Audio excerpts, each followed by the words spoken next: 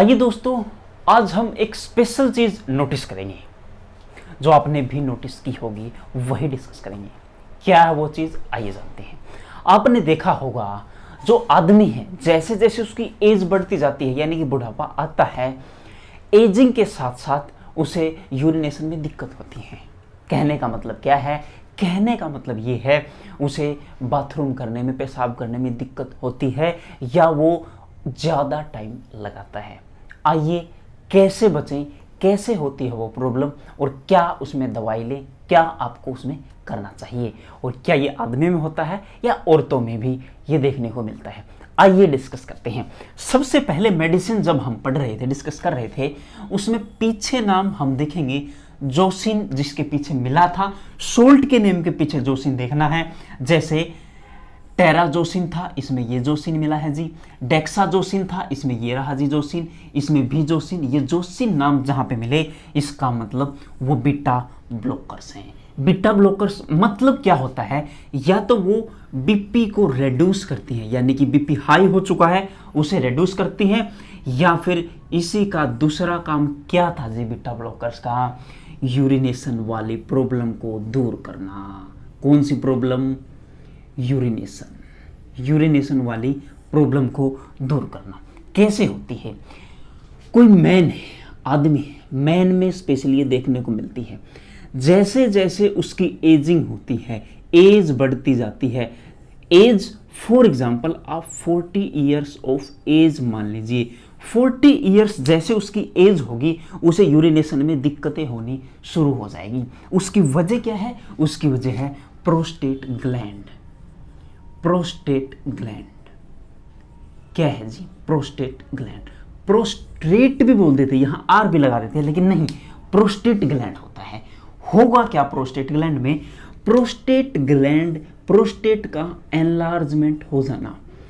Enlargement मतलब वो बड़ी होती जाती है, उसका साइज बढ़ने लगता है, और ये ब्लडर और पेनिस के बीच में होती है। ब्लडर क्या होता है ये भी देख लेते हैं।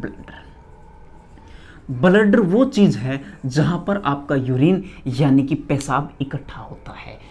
किडनी से आने के बाद पेशाब इकट्ठा होता है ब्लडर में। ब्लडर में पेशाब इकट्ठा होगा तब आप यूरिनेशन के लिए जाने की कोशिश करेंगे। आपको लगेगा कि हाँ हमें बाथरूम जाना चाहिए, लेकिन इसमें सूजन होने की वजह से वो बाथरूम बहुत धीरे धीरे धीरे धीरे बाहर आता है, एकदम नहीं आता। पहली चीज। दूसरी चीज, वो ब्लडर है वो पूरी तरह से एकदम से पूरा खाली भी नहीं हो पाता। ये भी हो सकता है, ये भी हो सकता है, और दोनों चीजें भी साथ में हो सकती हैं।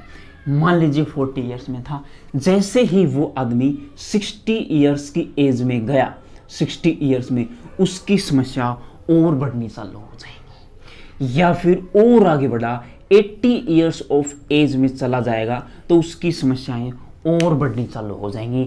यानी कि जैसे जैसे एज बढ़ेगी समस्याएं ज़्यादा होंगी। उनके लिए ये मेडिसिन आप यूज़ कर सकते हैं। इसके अलावा स्पेशल मेडिसिन भी यूज़ होती है, एज डिपेंडेंट भी होती हैं। दूसरी चीज़, वो डिजीज डिपेंडेंट भी होती है कि आपको कौन सी बीमारी रही होगी। ये बीमारी कब हो सकती है? अगर आपको पहले हार्ट अटैक की समस्या हुई थी, हार्ट अटैक आया होगा, तब आपने कुछ मेडिसिन्स यूज की होंगी, उनकी वजह से भी हो सकता है। अगर आपका कंटिन्यूसली बीपी बढ़ रहा था, वो दवाई ले ली, उसकी वजह से भी ये हो सकता था। कई चीजें हैं, देखो ये बीपी को कम करने के लिए ही लेते हैं। कनेक्शन बड़ा जबरदस्त है, दवाइयों का खेल बड़ा जबरदस्त है, लेकिन आप एक बार समझ जाएंगे तो मजा आ जाएगा, कमाल आ जाएगा। ये समस्या एजिंग के साथ होती है। दूसरी बात, ये हेरिडिटरी भी हो सकती है। हेरिडिटरी का मतलब क्या था? मतलब आपके फादर को ये डिजीज थी, आपके किसको थी? फादर को थी, या फिर ग्रैंडफादर को थी, या फिर वो समस्याएं पिछली पीढ़ियों से और ज़्यादा पीछे से चली आ रही है, तो आपको ये समस्या हो सकती है। बट घबराएं नहीं, समस्या है, सॉल्यूशन है। आपको पता कैसे लगेगा?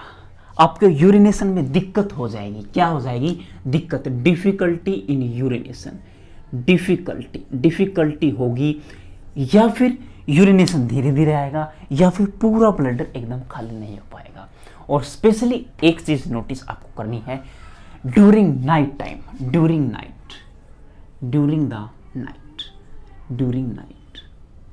रात के समय में आपको ज़्यादा यूरिनेशन हो रही है तो ये समस्या भी हो सकती है।